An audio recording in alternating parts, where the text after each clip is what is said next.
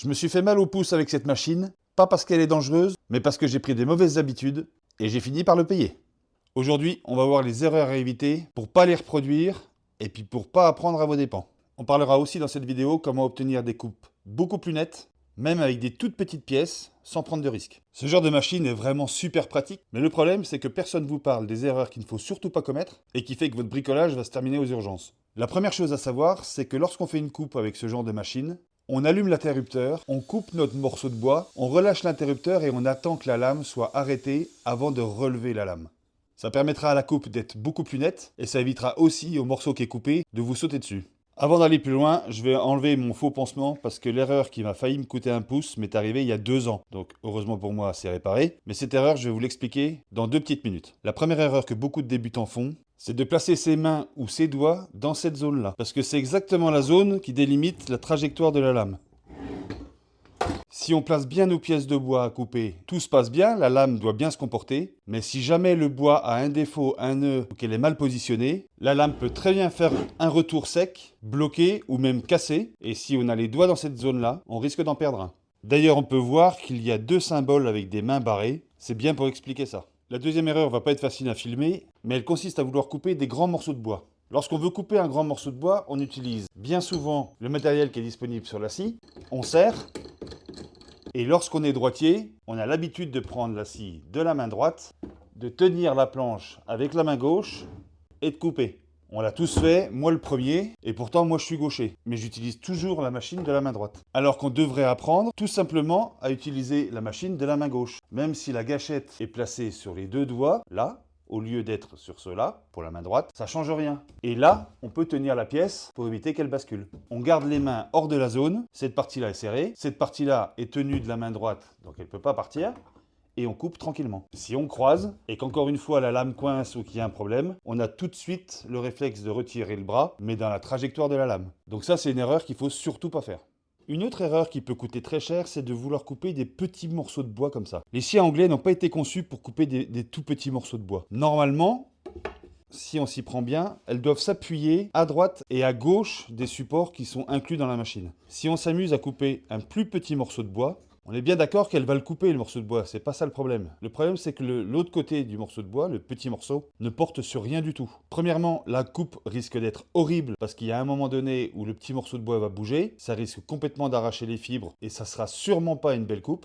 Mais ça encore, c'est pas trop grave parce qu'on peut recommencer. Ce qui est plus grave, c'est que le petit morceau de bois remonte entre la lame et la machine, que ça coince la lame, ou au pire, qu'il nous revienne dedans. Et on prendrait tout dans le nez. Pour couper des petits morceaux de bois comme ça, j'ai une astuce qui est toute simple, qui fonctionne très très bien, qui fait du super travail. Je vous montre ça tout de suite. Le principe de l'astuce consiste à prendre une plaque, une vieille chute de mélaminé, quelque chose qui est assez glissant. Le mélaminé pour les étagères, c'est une surface laquée, un peu glissante, qui est parfaite. De prendre un tasseau pas très épais pour que la machine puisse passer dessus. Vous vissez les deux et ça vous donne ça.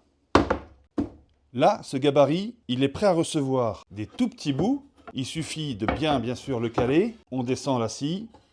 On centre la plaque par rapport au trait de coupe qu'on a déjà fait.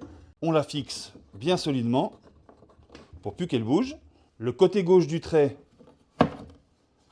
c'est le côté gauche de ma lame. On aligne son trait de coupe. Ça donne même une précision parfaite. Et on coupe.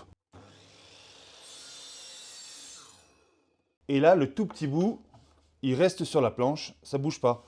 On peut vraiment couper des tout petits bouts.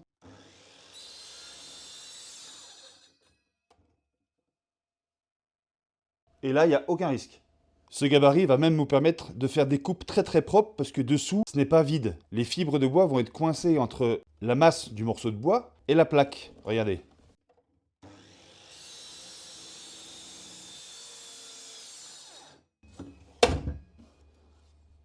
La coupe est nickel et c'est bien plus joli. Et ce gabarit de découpe va vous permettre aussi de couper des tout petits morceaux de bois comme ça. Si vous voulez le couper en deux, celui-là, vous le mettez à l'endroit de la coupe. Vous appuyez avec un autre morceau de bois.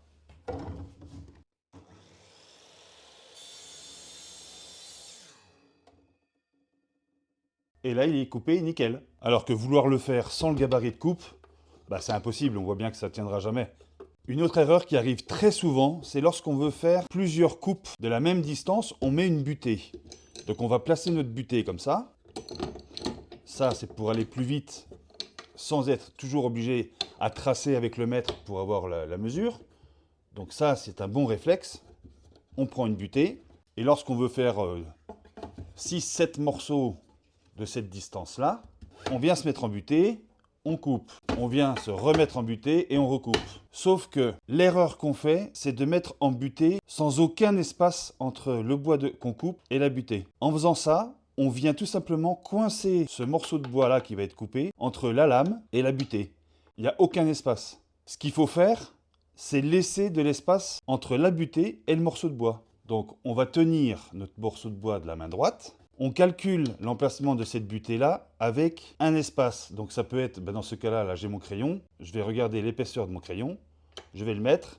Je viens plaquer mon bois. J'enlève mon crayon et je coupe. Là, il n'est pas coincé. Et je vais toujours avoir la même distance. Il suffit juste que je prenne mon crayon en compte. Et là-dessus, mon bois ne va pas me revenir dans le nez parce qu'il ne sera pas coincé entre la butée et la lame. Ça, c'est une erreur que énormément de gens font. Et les accidents arrivent souvent parce que le morceau de bois qu'on coupe est coincé entre une butée et la lame. Donc pensez à mettre soit un crayon, soit une vis, soit un autre morceau de bois, n'importe quoi. Toujours la même. On la laisse à côté, on le prend, on le met, on plaque, on l'enlève, on coupe. Ça va tout seul, ça prend une demi-seconde de plus et ça évite de mettre du coton dans le nez. Une astuce très connue, mais pour ceux qui ne la connaîtraient pas, je vous la redonne. Pour faire une coupe parfaite, c'est entourer le morceau de bois qu'on veut couper d'un scotch de peintre. Le scotch de peintre, il sert vraiment dans énormément d'astuces. Mais là, on a une coupe qui va être nickel. Je vous montre.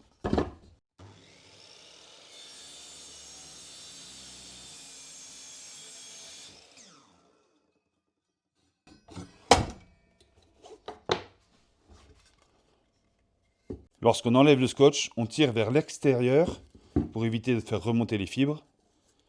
Mais regardez, la coupe dans les deux sens est parfaite et même sans gabarit de coupe. On a juste un tout petit coup de papier de verre à donner, juste pour casser les fibres qui ressortent et c'est fini, c'est nickel. Une autre erreur qui peut coûter très très cher, c'est de vouloir faire un angle de coupe que la machine ne peut pas réaliser. Je m'explique. Ma machine à moi là, personnellement, elle va de 45 degrés à droite et 45 degrés à gauche. Mais si je veux couper un angle de 60 degrés, mon trait est là, je ne peux pas prendre appui. Si je vais à 45, j'aurai pas assez, ni d'un côté, ni de l'autre. Et l'erreur que tout le monde fait, moi premier, je l'ai fait, c'est de vouloir maintenir le bois à main levée, de descendre la scie et de faire la coupe. Seulement là, le morceau de bois est tenu nulle part. Donc là, je ne sais pas si on peut faire une erreur plus dangereuse que celle-là, mais cette erreur-là, elle est sur le podium. Il y a une astuce toute simple pour réaliser ce genre de coupe, je vous montre. On va mettre du scotch double face ici et ici. On l'enlève. On prend une chute de bois qu'on vient coller dessus.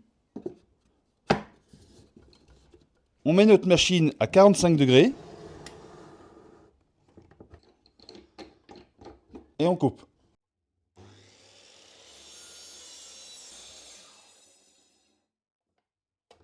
On balance la machine à 45 degrés de l'autre côté.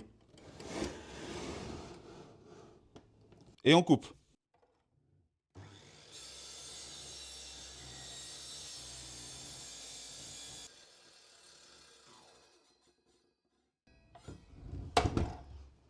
On enlève le morceau du milieu. On a donc là un angle à 90 degrés. Et cet angle à 90 degrés va nous servir à calculer notre 60 degrés. Nous, ce qu'on veut, c'est un angle à 60 degrés. Quand on est à 0, pour aller à 60 de 45 degrés, on rajoute 15. On regarde là, on met 15 degrés. Et on peut couper.